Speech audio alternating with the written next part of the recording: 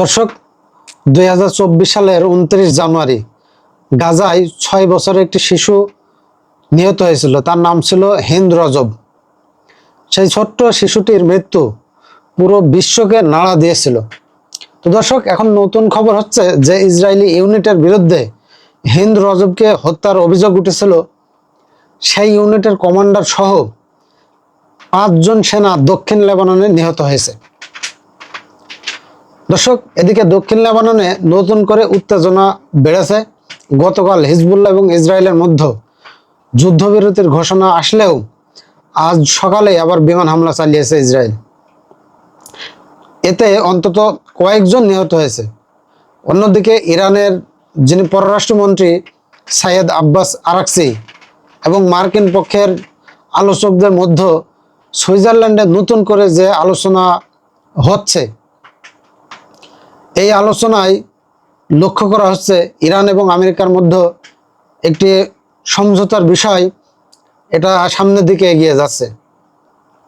তো দর্শক, এখন একটা প্রশ্ন হচ্ছে, লেবাননে যখন যুদ্ধবিরতি কার্যকর হচ্ছে না, তখন এই আলোচনা কতটুকু সফল হবে? দর্শক, হিন্দ রজবের যে ঘটনাটি, এই ঘটনাটি আপনাদেরকে সংক্ষেপে যদি একটু মনে করিয়ে দিতে চাই, 2024 সালের 29 জানুয়ারি এই যে হিন্দ রজব সহ তার ফ্যামিলির লোকজন নিরাপদ আশ্রয়ের খোঁজে তারা একটি গাড়িতে করে বের হয়। এক সময় ইসরায়েলি ট্যাঙ্ক থেকে তাদের গাড়ি লক্ষ্য করে গুলি করা হয়। তো পরিবারের প্রায় সবাই ওই ঘটনাস্থলেই নিহত হন। পরে সাহায্যের জন্য এই যে হিন্দ রজব নামে যে বাচ্চাটি, সে কিন্তু কল করেছিল। সেই ফোন কল সারা বিশ্বকে একটা আবেগের মধ্যে ফেলে দিয়েছিল। পরে উদ্ধারকারী দল অ্যাম্বুলেন্স নিয়ে ওই হিন্দ রজব সহ তার পরিবারকে উদ্ধার করেছিল, কিন্তু এই ইসরায়েলি বর্বর বাহিনী এই অ্যাম্বুলেন্স লক্ষ্য করেও আবার হামলা চালায় এবং কিছুদিন পর এই হিন্দ রজবের মরদেহ পাওয়া যায়। এই ঘটনার পর আন্তর্জাতিক অঙ্গনে ব্যাপক সমালোচনা শুরু হয়েছিল। এখন যে কমান্ডার নিহত হয়েছে বলা হচ্ছে, বিভিন্ন প্রতিবেদনে বলা হচ্ছে তিনি সেই ইউনিটের নেতৃত্ব দিয়েছিলেন। তবে আমি বলছি না যে হিন্দ রজবকে হত্যার কারণেই তিনি নিহত হয়েছেন, কারণ যুদ্ধের বাস্তবতা হচ্ছে এখানে প্রতিদিনই মানুষ প্রাণ হারাচ্ছে। তো দর্শক, এদিকে দক্ষিণ লেবাননে হিজবুল্লাহ এবং ইসরায়েলের মধ্যে সংঘর্ষ আরও তীব্রতর হয়েছে। ইসরায়েলি হামলার জবাব দিচ্ছে হিজবুল্লাহ, ফলে যুদ্ধবিরতি টিকিয়ে রাখা অত্যন্ত কঠিন হয়ে পড়েছে।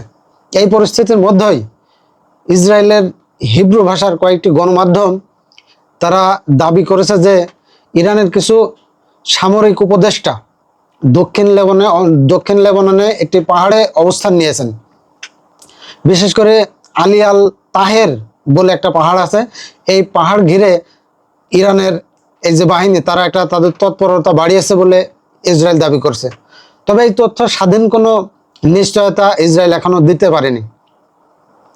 তো দর্শক, আলী আল তাহের পাহাড়টি আসলে কৌশলগতভাবে অত্যন্ত গুরুত্বপূর্ণ এবং একটা অনেক উঁচু একটা পাহাড়। এই উঁচু পাহাড় থেকে আশপাশে বিস্তীর্ণ যে এলাকাগুলো, এগুলো পর্যবেক্ষণ করা যায় খুব সহজেই। ফলে এই এলাকার নিয়ন্ত্রণ, ইসরায়েল এবং হিজবুল্লাহ তারা এই এলাকার নিয়ন্ত্রণ নিয়ে একটা ব্যাপক তাদের মধ্যে একটা আগ্রহ আছে। তো দর্শক, এদিকে আমেরিকার পক্ষ থেকে এখনো ইসরায়েলের উপর চাপ বাড়ানোর যে একটা খবর, এই খবরটা পাওয়া যাচ্ছে, কিন্তু কার্যকরী কিছুই দেখা যাচ্ছে না।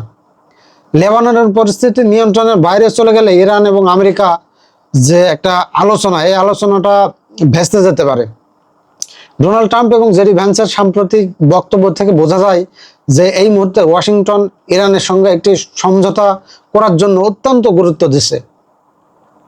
অনেক বিশ্লেষক তারা মনে করছেন যে ইরান ইস্যুতে আমেরিকা এবং ইসরায়েলের মধ্যে বেশ কিছু মত পার্থক্য তৈরি হয়েছে। এখন দেখার বিষয়, দক্ষিণ লেবাননের এই উত্তেজনা, এটা কি সুইজারল্যান্ডের যে আলোচনার টেবিল পর্যন্ত গেছে, এই আলোচনার টেবিলে কি এটা সমাধান হবে, নাকি শেষ পর্যন্ত পরিস্থিতি আরো জটিল করে তুলবে? তো দর্শক, ইরান, ইসরায়েল এবং আমেরিকা নিয়ে এটি সর্বশেষ আপডেট নিউজ ছিল। তো সকলে ভালো থাকুন, দেখা হচ্ছে পরবর্তী কোনো ভিডিওতে।